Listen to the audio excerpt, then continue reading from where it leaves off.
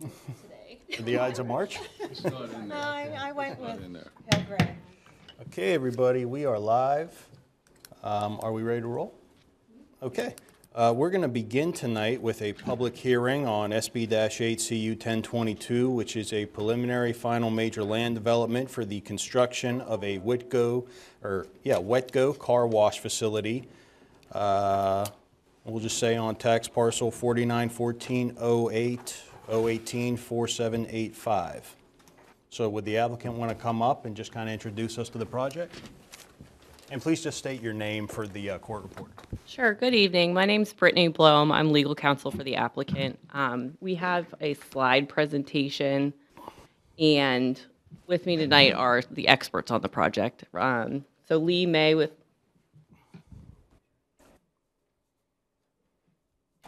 Lee May with Gecko is here, and if we could bring up the slide presentation, I think that would probably be the best way to start.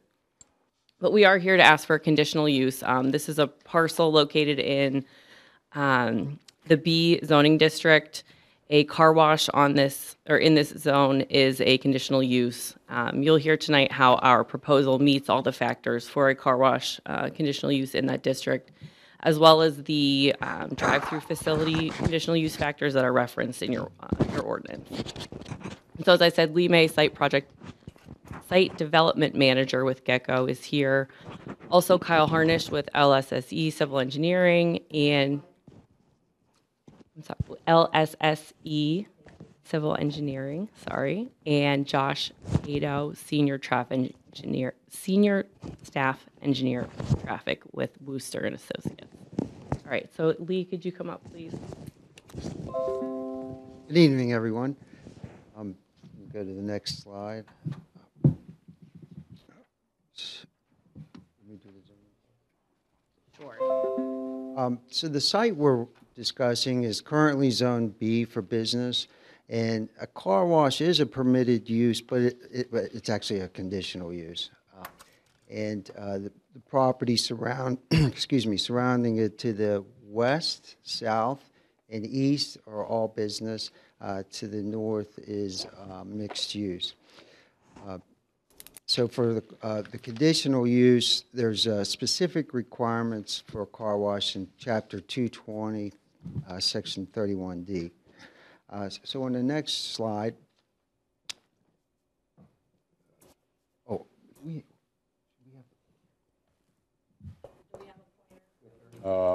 I had to load your drive into that. So no, we do not. okay, all right, there we go. All right. So for the site it's with a recently former Standard Bank, and just to the west of the Gecko on what's between William Penn Highway and Old William Penn Highway, and that's generally where it's located. The next slide. This shows that this is a survey for the existing site. What it shows is the existing bank site plan. It's actually a survey, though. The bank building's about 3,900 square feet, and as you can see, it's generally centered in the center of this site. The site is about 1.2 acres, and just point out here at the lower right part of the site on the William Penn Highway side, there is an existing access or curb cut. And then on the horizontal street at the top of the site that runs east-west is Old William Penn Highway, and you'll see there's two existing curb cuts. And the site also, or the bank did have a drive-through service as well. These are just a couple of street views. The top one is a view if you were on William Penn Highway or 22 looking east. You can see where we've pointed to the site with the, looks like a teal color roof. Just to the left or west of that is a dentist office. To the right or beyond, which you can't really see in this picture, is the Gecko convenience store. And generally, as you can see from this view, It's a commercial businesses. There's a Haas restaurant across the street, a post office, a few other various type uses. The bottom view is looking in that direction, but from the view looking west. And as you can see, there's an auto parts store. Better view of the Gecko, which will be the next door neighbor to the proposed Wetco. And I will point out that they're two separate lots, so it's not a combined or consolidated or expansion of the Gecko use. It's a separate use. Mr. May, then could you explain what the proposal for the car wash is? With the plan? With the site plan? Yes. Okay, and yeah, here's just a couple views. Real quick on Old William Penn Highway, top one looking east, and the bottom one is looking west. Again, view of the Gecko on the left. Now, Market District is just behind your view to the right. The next slide is the site plan for the proposed development. I've highlighted the property lines in yellow just for it's a little easier to read on something like this. Not being able to point. So William Penn Highway on the south, Old William Penn Highway on the north. As you'll see, we're proposing to utilize the existing access from William Penn Highway. With this layout, we're proposing to close the two existing Can't advance. access or curb cuts. Okay. Yeah, there's I got a pointer. I'll use this screen here. Oh, you want me to do this? I'll do this side. How's that? Is that better? So the two existing curb cuts are not, or we're proposing to close them. And since we'll be filling in the sidewalk, for this it'd be better, we'll just reconstruct the sidewalk for the frontage. And so, Mr. May, just to be clear, you're eliminating the two access points there from Old William Penn Highway to the site? Right, and the way this drawing is, the existing is kind of light in the background. It may not project as well on here as it looks on paper, but yeah, those are the old curb cuts that we removed. The existing curb cut, again, down here to the south, that'll be our primary access, and you'll come in. I'll point that the darker gray shading is the Gecko car wash. This is a tunnel car wash. And then we also have the vacuum spaces just to the south or below the car wash. And the gray structure is a cover for those vacuums. And then we have the site. So I'll kind of walk through it. Most customers will enter from William Penn Highway. They'll bear to the right and get in the queue. We have two queue lanes, as you can see by these little cars. There's one lane is for, we'll call it like regular customers, or somebody that's paying for a car wash. And then the other lane is for those that have, we call it our Fast Pass, where you have a subscription for unlimited car washes for the month, and you'll have a transponder to get through the pay process. This is actually I'll call it the interaction pay point. We have queuing for 6 cars for each lane, or a total of 12. These lanes are segregated and independent of the rest of the flow on the site. It's dedicated lanes just for the queue to the car wash. After they go through both lanes go through the pay point, then they merge into a single lane and enter the car wash building on the left side of the drawing, or the west. And this is a tunnel wash. It's on a conveyor, so it controls the speed that the car proceeds through the wash. And at the end, there are dryers that dry it. I do want to point out, I think there's one of the conditions that all this water, this is a fully enclosed building. It even has garage doors, but they're usually open. But all the water from the wash, the floor inside the car wash is sloped to a center trench drain that runs the entire length of the car wash, so that no water would exit the building and enter the storm drain system. Then after leaving the car wash and getting a wash, many customers may just choose to leave, or they can use one of the vacuum spaces here. And there's 10 vacuum spaces. And then further down here, we have 5, I'll call regular parking spaces. This might be for an employee, or maybe a customer wants to come in and do some transaction or something with their transponder in the office or use the restroom, or maybe it's a service tech. So those are just general parking spaces. The reason for this, a different shading here is they're pervious pavers, right? Porous pavement, yeah. Another point that while we closed the 2 access points on Old William Penn Highway, we're adding an interparcel connection with the existing Gecko, so that will be another route. So maybe a customer coming to or going to Gecko or coming from Gecko will be able to simply enter the car wash site directly without having to go on either highway. Let's go back just to the stacking spaces Okay. to enter the car wash. How many stacking spaces do you say were in each lane? So each lane has spaces for 6 stack or queuing of 6 cars, and that includes the one at the pay point. And we use 20 feet for the length of a stacking space. Which is kind of universal. Sure. Should we share this? Brittany, we have folks at home that listen to so if you don't have the microphone, then they can't tell what you're saying when they're catching. Understood. Okay, thank you. Yeah, I was like, I can yell, but if we're on in the internet. All right, so we were talking about the number of stacking spaces to enter the car wash, and I think you mentioned that it's a single bay car wash. Is that correct? That is correct. It's single bay, meaning there's only one wash, and there can be multiple cars in the wash on the conveyor, but there's only like a single line. And does this project connect to the public sanitary sewer?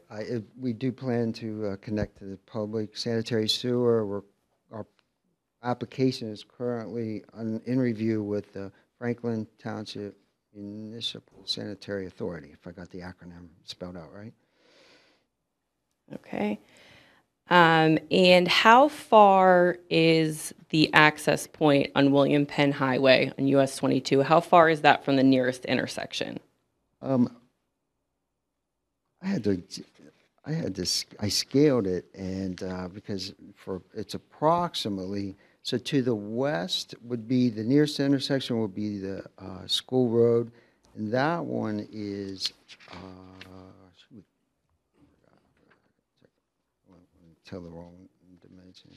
There it is, 650 feet, and that's measured from the point of tangent, which is the left or westernmost point of the tie-in, to the point of tangent for the School Road intersection.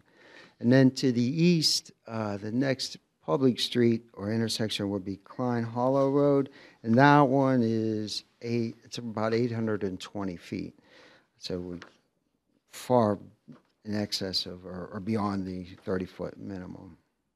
Yeah, the ordinance mentions a 30-foot minimum, and so those intersections are much farther than that. And there's no plans to sell gasoline at this site, is that right? No, as I mentioned, this is a totally independent operation from the get-go. There will be no fuel sales. And how many parking spaces are on the site? We would say there's the 5 regular parking spaces closest to William Penn Highway, and then I guess technically you could say the vacuum, when you pull in a vacuum space, you're parked there for a good or service, so that we could count those 10 as well for a total of 15. And how is the stacking spaces, how are those marked? We don't, before you enter the building, the spaces aren't marked, but the line or the queue for those are, well, it's defined by curb along both perimeters of the queue. And then where there's a double portion of that stacking or queue area, there's a solid or double yellow line or pavement marking delineates the 2 lanes. We have some slides that show the exterior plan. Yes. Do you want to kind of give some context to that? Should I Well, get the summary or? We'll come back to that one. We'll skip this one. Yeah, so these are some elevations of the proposed WETCO building. The top elevation is, it faces west, or the existing office building or orthodontist. And this is the side you enter the building. And I also point out, if you'll note to the right here, this is a cover for the vacuum spaces. It's one of the conditions or in the code is, if I word it correctly, it's not, of course, the wash itself has to be totally enclosed by a building, but other wash facilities or other accessory functions of the car wash need to be enclosed by or covered with a roof and have a wall on at least two sides. I might have paraphrased the code. Under a roof structure which has at least 2 walls. Right. The elevation on the bottom is the exit side. This is the side that would face the existing get-go. Again, you can see on the left side the covers for the vacuum spaces and the exit for there in the center of the building. The next 2 drawings show the other 2 elevations, or the back one, and yeah, the top elevation. This one faces Old William Penn Highway, and normally, because this is a mechanical area, we are providing some additional faux windows to help dress that side up. The bottom elevation faces William Penn Highway, and something I want to point out, like the best shown on the lower elevation here, this last section where you see some brick and stone, that's not part of the car wash building or what you would normally see on one. That is a additional wall being built to help mitigate the sound. So that's the side of the building that you exit the car wash, and there is sound from these high-powered fans drawing your car, and while the sound on the north side of the site, there's on the opposite side of Old William Penn Highway, there's a couple residences, and the projected decibel level from the car wash, it's within 1 decibel of the existing ambient sound levels, but the sound or acoustic engineer recommended we add that wall to help mitigate any additional noise for those residences. These are a few perspective views because, you know, it's not a simple rectangle. It's a little more comprehensive to look at these various views. The one on the top would be roughly if you were more to the southeast looking at the site. This would be maybe if you were near the front left or front west corner of the get-go. It might look something like the top elevation. And then the lower elevation is more from the north or the northeast perspective. Again. And then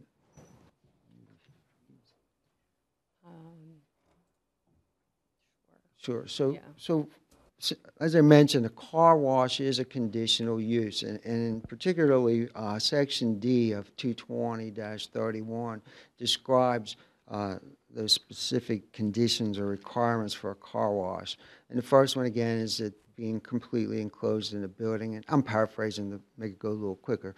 And then, of course, that second sentence is the part about the other car washing facilities be under a roof with at least 2 walls. Drainage from the water from the washing operation will be controlled and will be captured within the building. And furthermore, that wash water does go through several reclamation tanks. So there will be some reclaimed water use for the wash cycle, not the rinse cycle, but the wash cycle.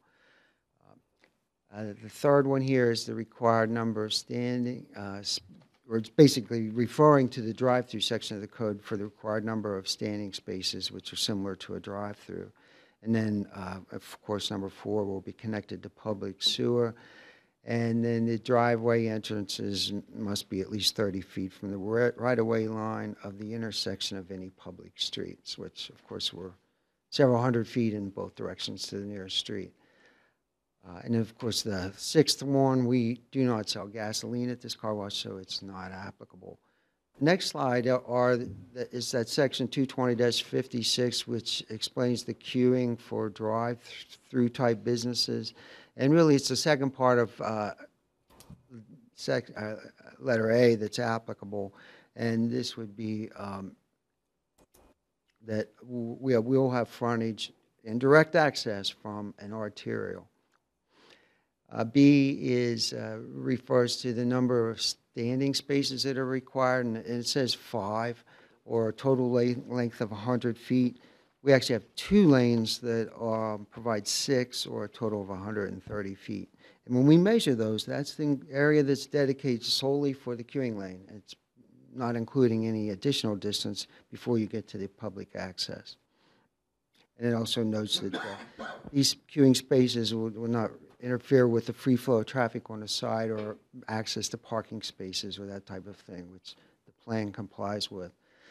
C is that the entrances as well as the exits and standing spaces should be clearly identified with pavement markings and directional signs. I will add that, and similarly for D, parking areas and circulation patterns should be adequately striped and marked to facilitate circulation on a property. We do use a lot of it's with pavement markings, whether it's arrows or traffic control signs we may have. And then we'll also provide some small directional signs to the extent the sign code allows. We'll limit the size and number of those. Okay. We also have a traffic engineer to comment on the traffic study that was performed. Josh, yes.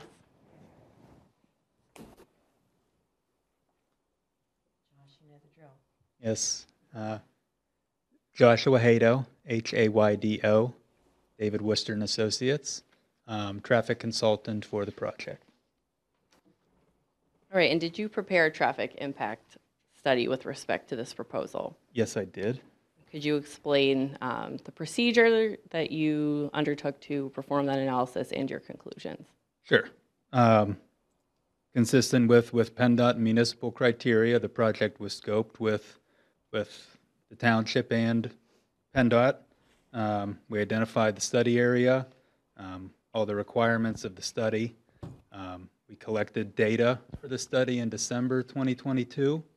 The study was completed in February of 2023, February 9th, submitted to PennDOT and the township. And we have since received PennDOT's review of the study. All right, and did you review certain intersections near the project site? Yes, we did. It was agreed upon by PennDOT and Murraysville that we would study 4 intersections. School Road with both William Penn Highway and Old William Penn Highway. Old William Penn Highway and the existing get-go access that the wet-go is going to now share with the get-go. And then the existing bank access on 22 William Penn Highway. All right, and did you reach a determination as to how this proposed project would impact those intersections? Yes. The additional traffic associated with this development, or with the car wash, taking into account the bank traffic that will go away, ultimately there was no impact to any of the study intersections. Okay, and was this analysis submitted to PennDOT? Yes, it was. The study is dated, February 9th, 2023, and that's when it was submitted to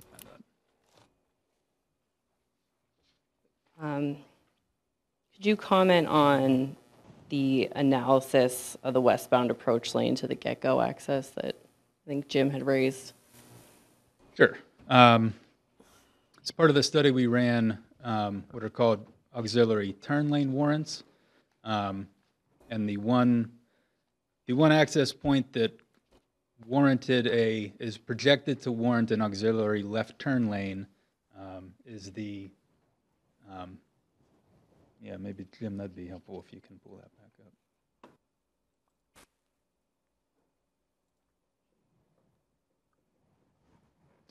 up. Could you go a little, I think it's maybe the next one. Where'd it go? Where's the site plan? Keep going. One more maybe? number 7.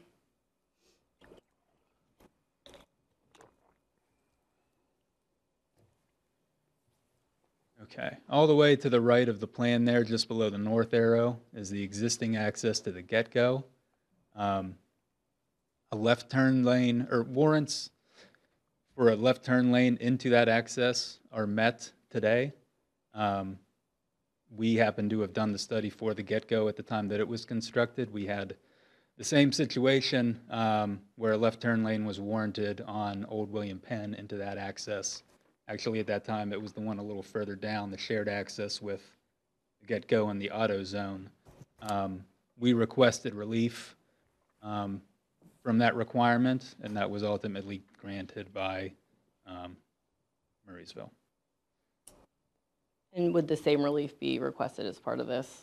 That's correct. The same factors or the same reasoning for our request for that relief apply here.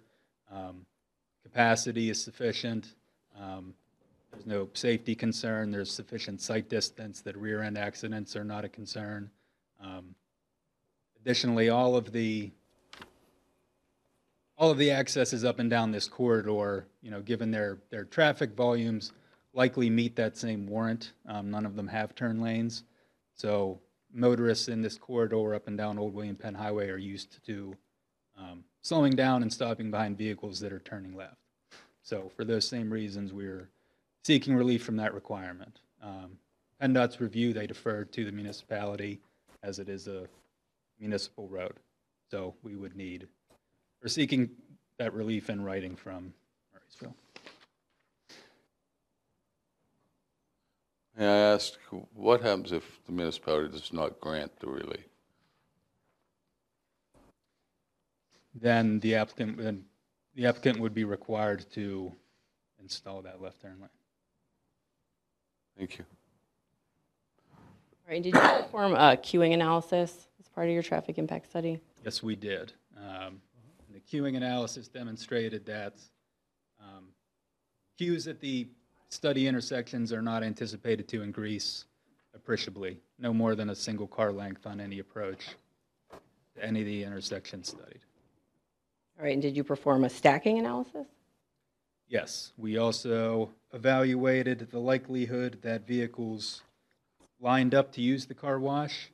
Again, preferring the site plan, with the 2 lanes approaching the pavement point, additional room beyond that entering the tunnel, and even some more room within the site. Based on the arrival rate and the service rate, we evaluated the likelihood that vehicles would ever be stacked so far back that they would impact circulation within the site, or even worse, circulation out onto Old William Penn or William Penn Highway. And we found that the likelihood of that ever happening to be very, very low, less than 1%. Okay, and based on your traffic analysis, would this project be hazardous or inconvenient to the surrounding business district? No. The development conflict with the normal traffic on the streets in the vicinity of this property? No, it would not. And you may have mentioned this, but how does traffic to a car wash use compare to traffic to a bank use? The traffic is actually quite comparable. During the PM peak, the car wash would generate very little traffic during the AM peak hour, whereas a bank would be open, may generate some traffic. So definitely less in the AM. In the PM, we're projecting 10 additional vehicles at the car wash as compared to a bank. And then on a Saturday midday peak, only 1 additional vehicle compared to the bank. So really, all told, it's relatively the same volume of traffic at relatively the same periods.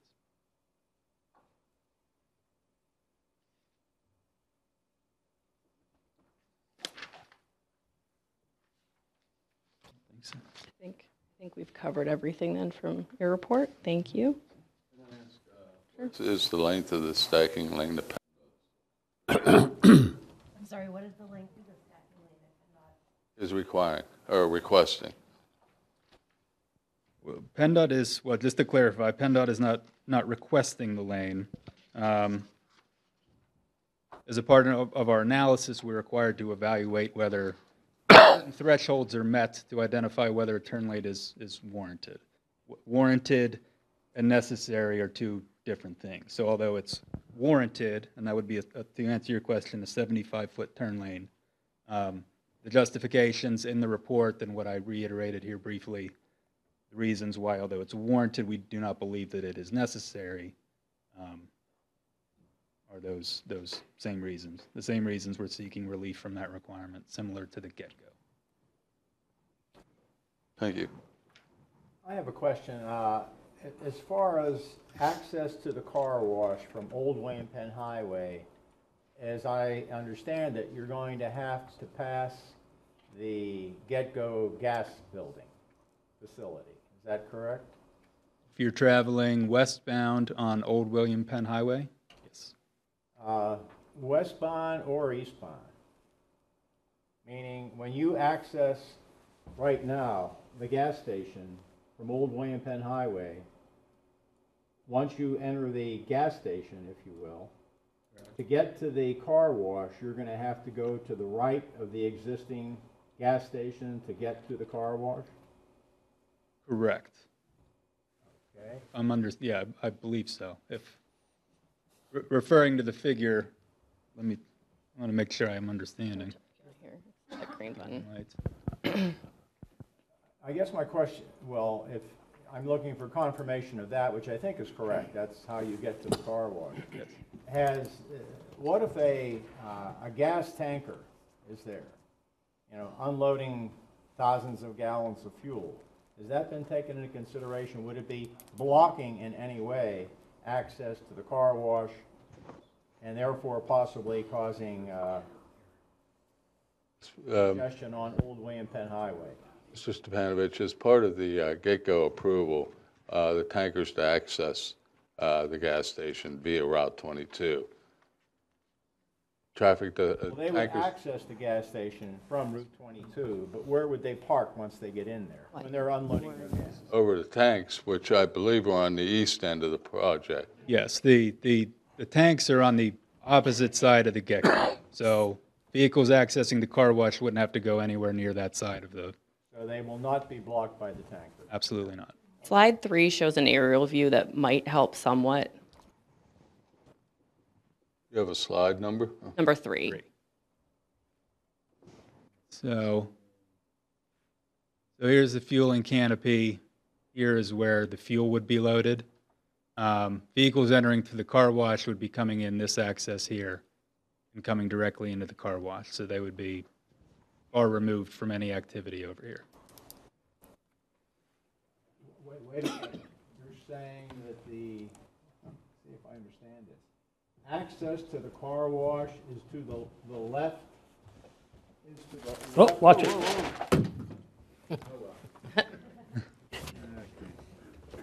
Access to the car wash, this is the car wash. Correct. So, and this is the gas station? Correct. Okay, to get to the gas station, and here's the, Carl, you should make. this right here then is the auto zone? No, AutoZone is, yeah, these are the fueling positions at the get-go. And the underground tanks where a And this fueling is the truck would Rite be Aid. are right here. This is the Rite Aid. Oh, it's That's auto. That's AutoZone. I'm sorry, what? AutoZone? Auto zone, right. So right now, you go from Old William Penn Highway here and into the gas station. You could, yes. There's another Oh, entrance, yes, from Old too. William Penn Highway, yes. I mean, I know, and there's not going to be any, there's only going to be one access. No, it's back. Okay. There's an access here as, I'm sorry, go ahead. One at a time, please. sorry. There's an access here as well. So vehicles destined to the car wash, we would expect to come into this access to go directly here to the car wash. Oh, I thought we were eliminating, okay, we're not then apparently, meaning there will be an access point to the car wash. I thought we eliminated two of them. There are two existing accesses to the bank that will be eliminated. So there will be no There will accesses. still be an access point to the car wash then. From the car wash to the get-go. Yes. They're using the second entrance, Carl, the entrance on Old William Penn. They're using the entrance to Get-Go as the entrance to the car wash. So like when you turn in there, you make a immediate right into the car wash, whereas you go in and that's the entrance already there for Get-Go. Okay. Well, as long as the gas tanker's not in the way, okay. Absolutely.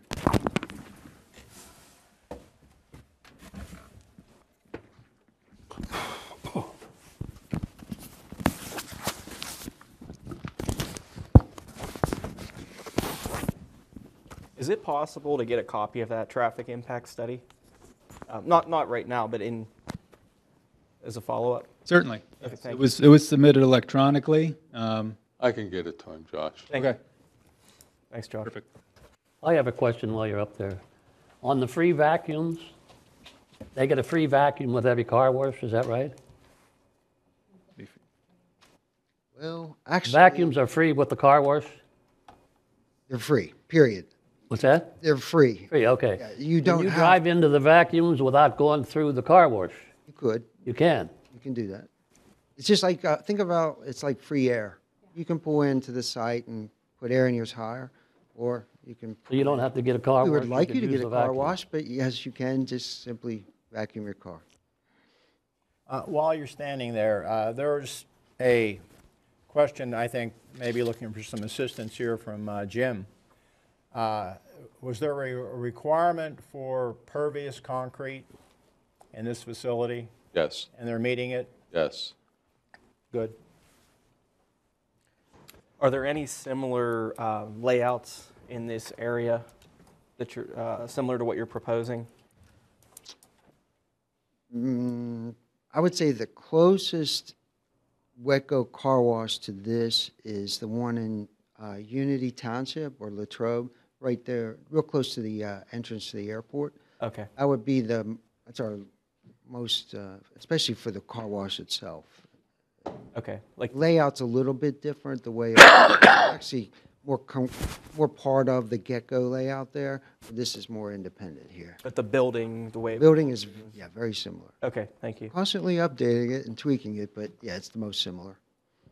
I know you said they're both separate entities, but you're able to purchase the wash at the pumps or at Get-Go and Yes. go through the wash. And Like I know they always ask when I'm filling gas, do you want to buy Right. car wash? So if you hit yes, then you would be able to just go over and go through the wash. I'm glad you asked that question because maybe I may have been misunderstood. Get-Go is part of Get-Go, and everything's owned by Giant they're Eagle. all owned by Giant Eagle. Yeah, it's all owned by Giant Eagle. But they set it up in like different business units Right. to be separate. Carl, did Planning Commission approve the signage, the free vac signage on both sides of the building, one toward Old William Penn and one toward New William Penn? Do you know if that signage was approved? The Planning Commission deferred on the sign, but we do have requirements in our ordinance of the size of the sign, and they'll have to be met. Okay. And then I have one other question. If relief is not granted for the left turn lane, given the size of Old 22, how would you put a left turn lane in there? That's a good question. Yeah, I better leave that to Josh. I doubt the right-of-way is wide enough. Josh can help. Yes, we have not done a design of that. I mean, I believe we looked at it at the time for Get-Go in the event that we would have to do it. Right away is limited. This is a slightly different location. It's located a little bit further to the west, but it would probably require obtaining right away, potentially, relocating utilities, widening the roadway. So it would be a costly improvement that. And it would be a big inconvenience to the residents to have that done as well. I would suspect so, yes.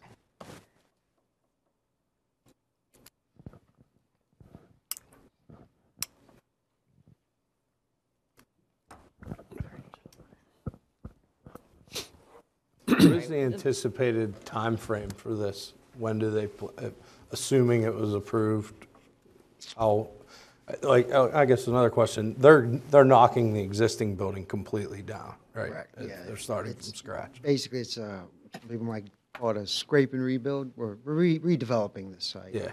With So from the time of demolition on that to the time frame that you'd hope to open, how long does that take? It typically takes from the time we start. They like to allow 6 months. It's usually more like 4.5 to 5. A lot of it depends on the time of year. What we've learned over the last few years is acquiring materials or certain things can make it take a little longer, but it's getting better. And then they like to allow some time to prepare for the opening and training and things. So it again, I think the biggest factor probably is time of year and weather. But it's generally, we budget 5 months. Sometimes it takes 6 if it's bad weather. How many people would this facility be employing? At any given time, it's usually just one. It is always attended, so it's not, there is an attendant there, but it's usually just one employee. And it depends, and the total number of employees that the facility will have depends on how many are part-time versus full-time. Sure. Okay, thank you.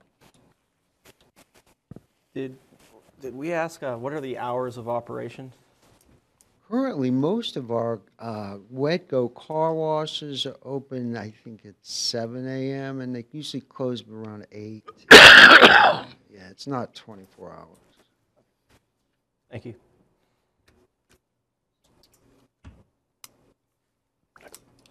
Okay. Any other questions? Okay. No further questions from council. Is there anything further from the applicant? No, thank you. Thank you. At this point then, I'm going to ask if there's any public comment in regards to this Wetco facility specifically. We'll get to other public comment later. Okay. Seeing none, I thank the representatives from Wetco. Can I have a motion to close the public hearing? Make a motion to close the public hearing for Wetco? Second? Thank you, Mac and Jamie. All those in favor, please say aye. Aye. Public hearing is closed. Thank you. Okay, we are going to get into our regular agenda now. Can we begin with a roll call, please? Mr. Dice? Here. Mr. Stepanovich? Here. Mr. Lemak? Here. Mr. Spadaro? Here. Dr. Lee Corns? Here. Mrs. Ling? Here. Mr. McKenna? Here. Mayor Sinan? Please stand for the Pledge of Allegiance. I pledge allegiance to the flag of the United States of America and to the republic for which it stands, one nation, under God, indivisible, with liberty and justice for all.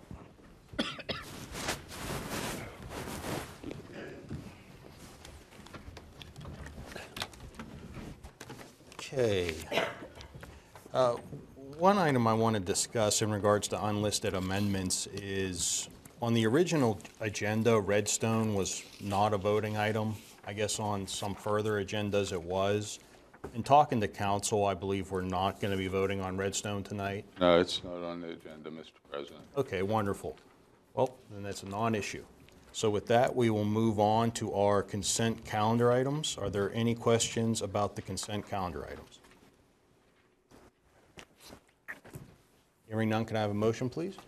I make a motion to approve the consent calendar items. Second the motion. Let's go, Tony and Carl. All those in favor, please say aye. Aye. Opposed? Motion passes. Thank you. That brings us to comments by the mayor. Thank you, Mr. Dice. First up is the Murraysville Recreation's Hot Chocolate Hike, which is next one is Saturday, March 25th, location Townsend Park, time 10 a.m. Check out the website on the recreation on the website and check it out for the phone number if you have any questions. Next up is the glass recycling pop-up collection event. It's sponsored by the municipality and Republic Services. That's this coming Saturday, March 18th, Veterans Field parking lot. 4200 Sardis Road, Murraysville, PA 15668, 9 a.m. to 2 p.m. Residents are also encouraged to support the Loaves and Fishes Emergency Food Pantry by donating non-perishable food items. It'll be in the, Food pantry volunteers will be at the pavilion accepting drive-through donations during the same hours. There's 2 more curbside leaf collection dates coming up, April 15th and April 29th. To schedule a pickup on one of these collection dates listed below, please fill out the curbside leaf collection program form on the website.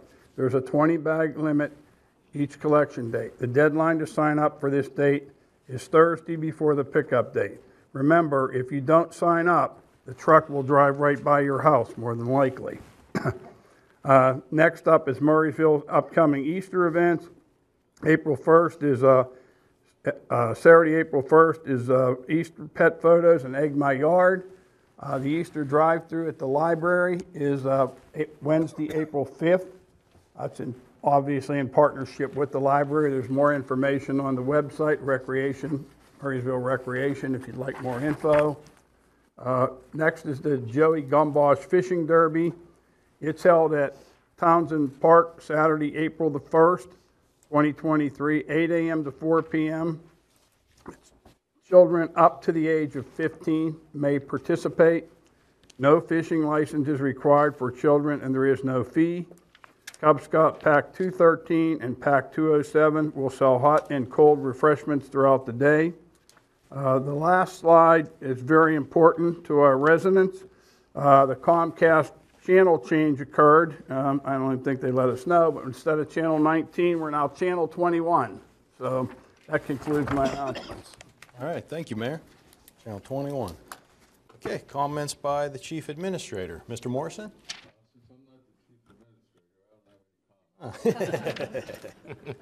please bear with me tonight. I got a persistent cough and I'm starting to lose my voice. So. Oh, sorry. Okay, moving on. That brings us to community input.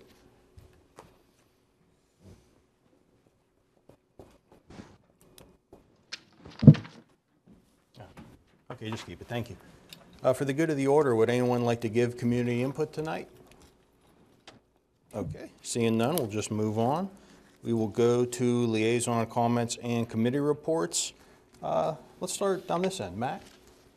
Parks and Recreation met last night, had a great meeting. One of the local Boy Scouts was there for his Eagle Scout project. He's proposing they're going to put a really nice Gaga ball pit at Kowalczyk Park, which is great because we're redoing the entire play area and whatnot there. So that, and there's also talks of maybe possibly reopening that baseball field that's there. So we're kind of looking at that because it's all existing there. It just kind of needs cleaned up and whatever, if the usage is there for it. So we're excited to get that in. The foundation has been meeting, the Parks Foundation has been meeting in regards to the long-term visions for the parks in Murraysville. So any resident, anyone in Murraysville that has any ideas for things that could just be a wow factor for our parks, those are the types of things that the Parks Foundation is looking to spend some of the money that they have on upgrading some stuff and putting some of those neat amenities into the parks. So please, feel free to reach out to myself or the Parks and Recreation Department, and we can forward those types of comments on. We're also going to be installing signs at the Kelman Reserve. We're going to be digging the post holes and whatnot on April 22nd. Some of the Boy Scouts are volunteering along with Master Caruso, and they're coordinating that. We're going to dig the posts in, and then they're going to add the signs so that and clean up those trails. Those were a little overgrown and not used as much, so it'll be nice to get those back. I think, and then Mayor already went through the Easter things that were going on, so we're good to go. That's it. Thank you. Yep. School board meeting is School board meeting is this Monday. Awesome. After an excellent January, we had some losses from pension in February, $594,000. We are still valued at $28.4 million with a year-to-date gain of about 3.3%. Awesome. Thank you. Tony? Medic One meets tomorrow night. Carl? Planning Commission met yesterday. I was unable to make the meeting. Okay. Jason? Library meets tomorrow. Okay. I just know for everyone, FTMSA would normally meet tomorrow, but they changed their meeting to March 23rd. Okay, we will move in to our workshop items, and there are none. So that brings us to our council action items. We'll begin with 13A. Can I have a motion, please? Motion to authorize approval of Resolution 772-23, a resolution revising the existing investment policy statement for the municipal pension plan. Second. Thank you, Jamie and Jamie. Jim, anything to add? Yes, the changes were noted. They're minor changes and recommended by the Pension Committee. On page 3, there was an update to the background information.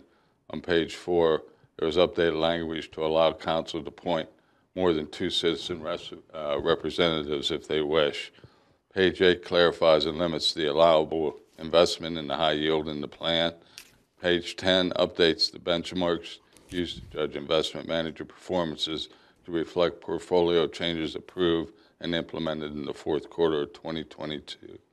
And lastly, on page 14, it updates the chief administrator to Michael Nestico. Awesome, thank you. Questions or concerns from council? Not so much a concern, but I guess 2 things. One is looking how and first of all, the pension fund is doing very well. It indicates 60% in stocks, 20% in fixed income, 20% in alternatives. The thing that caught my mind is there's private debt. 10% of the investments would be in private debt. And they make reference to a CS leverage loan index. Is somebody that knows more about finance, could they tell me what that is? I haven't participated in just kind of most like recent meeting. private debt just made me wonder. And I guess the second question I had, which is not necessarily appropriate here, but with all the bank problems we're having in the last week, is there impact or there some adjustment necessary in the pension fund? I would hazard a guess no, because I believe the issue with the banks now is with the stock of the company and not necessarily the investments. Okay. Well, maybe we can reach out to the representatives, at least in regards to the first question, just so we know what that investment is. It's interesting. And I'd hazard too, I would be almost shocked if we were affected, because those are very specific banks. And I know just from reading the updates, we tend to invest in very safe things. You know, they want to stay away from the things that can get you in trouble. And all the banks that are having issue right now are venture capitalist banks that invest in technology, which is the exact opposite of safe. But still, it'd be interesting to look into, I agree. Just as a comment there, from what I heard though, there was a lot of problems by investing heavily in U.S. Treasury bonds. And ultimately, you say there's nothing more secure than a U.S. Treasury bond, T-bonds, if you will, or T-bills. And apparently, they're not such, not that the government is at risk of failing, but right now, the value, if you want to, the T-bills right now are not so safe. I'd have to look into that. I don't understand how a T-bill cannot be safe.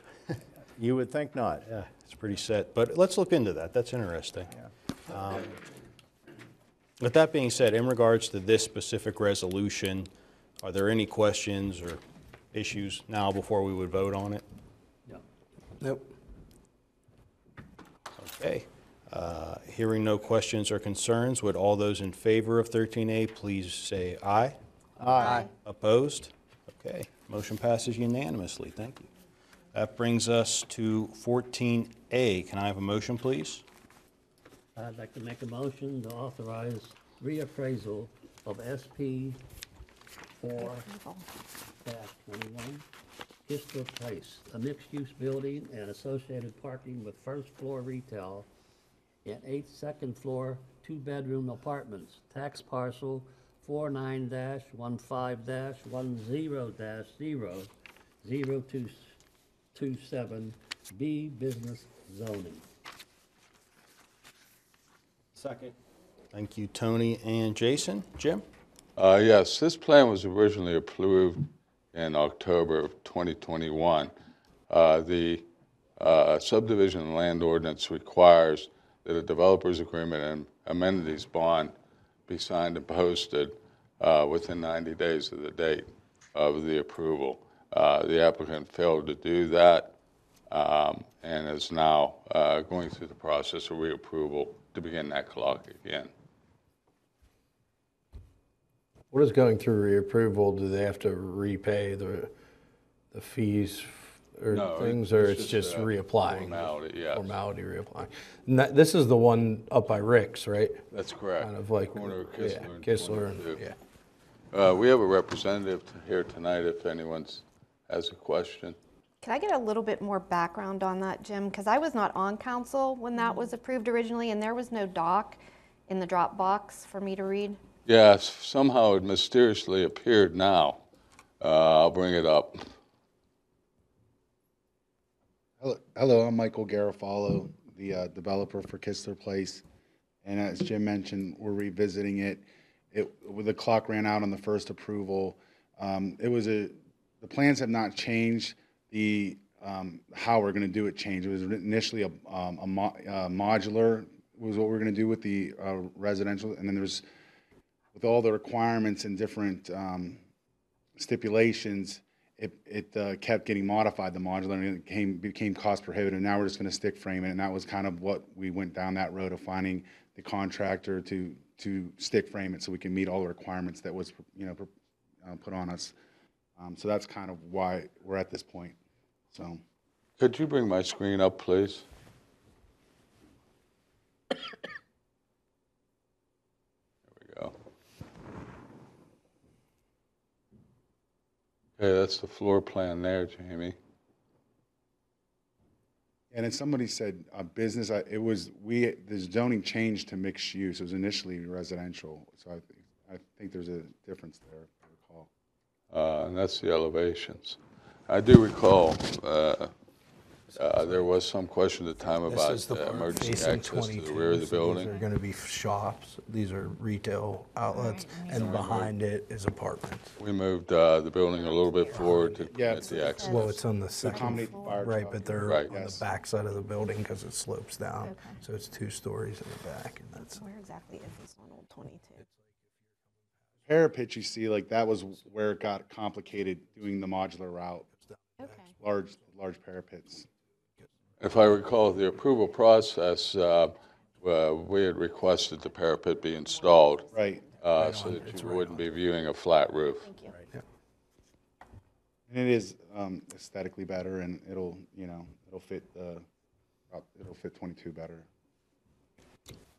And if I remember correctly, they're still doing the parking. Wasn't there garages or something behind it? So these apartments require a garage for each unit, one garage, and that is on the back of it. Yep. Okay. And that's detached, right? Detached. That's a detached garage. Send me into an epileptic fit. You see it? It's like shaking. It's just interesting hearing the canopy of the car wash because there's different requirements like that with how many walls, but these will be true garages with 3 walls and a garage door. So not a carport.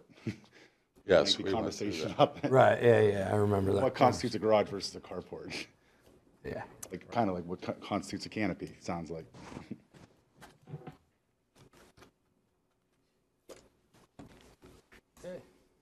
Okay.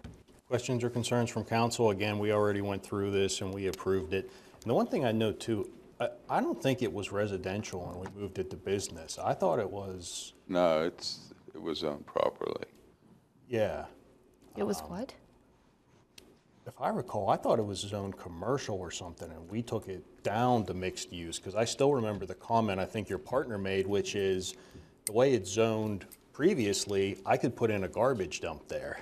Yeah. So we were saying, hey, can we make it mixed use to put in this, apartment business thing? And we said, sure. Well, yeah, and as the zoning is, there's Rick's, then there's duplexes down the other side of it, so that buffer kind of, to not make it spot zoning, it made sense to kind of have a buffer between the R2 and the commercial, so it didn't just go from R2 straight to commercial. So this mixed use was kind of the council's rationale to make it mixed. Absolutely. Thank you. Okay, any further questions or concerns from council? No. Hearing none, all in favor, please say aye. Aye. Aye. Opposed? Okay, motion passes. Thank you. Thank you, sir. That brings us to 15A. Can I have a motion, please? Motion to authorize advertisement of DPW-3-23 Duff Park Pedestrian Bridges Restoration Project. Second. Thank you, Jamie and Jamie. Jim? This originally was planned for total replacement at a cost of about $140,000. We had a bridge engineer take a look at it, and he made recommendations to upgrade the existing facilities there. I will note that it was probably 30 years ago that the municipality, in conjunction with the National Guard, had those bridges dropped in by helicopter. Which is an interesting tidbit of history, I guess. So we believe we're saving money and upgrading the bridges. Awesome. There's how many of those? 2.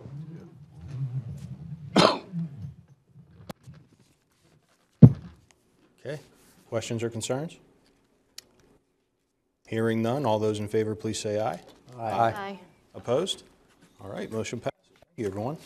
One more, 16A, please. Can I have a motion? I'll make a motion to authorize advertisement of bids for various road materials, signs, and line painting for the year 23-24. Second. Thank you, Mac and Jason. Bill? Good evening, Council. I'm back again this year. This is our yearly authorization for bids for our road materials, signs, and line painting. These are all materials we use in-house at Public Works on a regular basis, daily at some point. This contract runs from June 1st to May 31st, so it's time to advertise and come up with the best competitive bid that we can. Awesome. Council, questions, concerns? Not a question, but the support documents, it wasn't in there. Typically it is, but it's not. Yeah, it sounds like there were a lot of issues with Yeah, we had issues because I had posted the Kistler briefing on Monday. Every once in a while, if they didn't go into Dropbox and clean out some of the past folders in there, it locks it out. So that must have been what happened. Is there, Jim? Yeah. I think my mic is dying, but is there limited space in that Dropbox? Is that why you have to go in and clean that out? Is there a way to extend that? Because We have extended it. What we're doing now is that if you notice, well, I don't know if you see it on your end, you go into Council Dropbox, you can go to the backup copies. So what we have to do is move meetings out of the current year into that backup folder. And if we don't, it won't take updates. The backup has all that stuff. okay, thank you. Okay, again, this is just the advertisement, so we'll see what kind of bids we get and how they look. Any questions or concerns about the advertisement? Nope. Nope. Okay. The only thing we don't advertise at this point is for salt. That still comes out of the CoStar's bid. Wonderful. Didn't have to use a lot of it this year. We did not. What about pepper? Knock on wood. Okay, all those in favor, please say aye. Aye. Opposed? Motion passes. Thanks, everyone. Thank you Bill. very much. Okay, any old business from anyone this evening? Any new business? There's no executive session, no outstanding action items. Can I have one more motion, please? Motion to adjourn? Oh, she did it. Second. All those in favor, please say aye. Aye. Thanks, everybody. Hey, Carl, did you read that T-bill thing in the Wall Street Journal?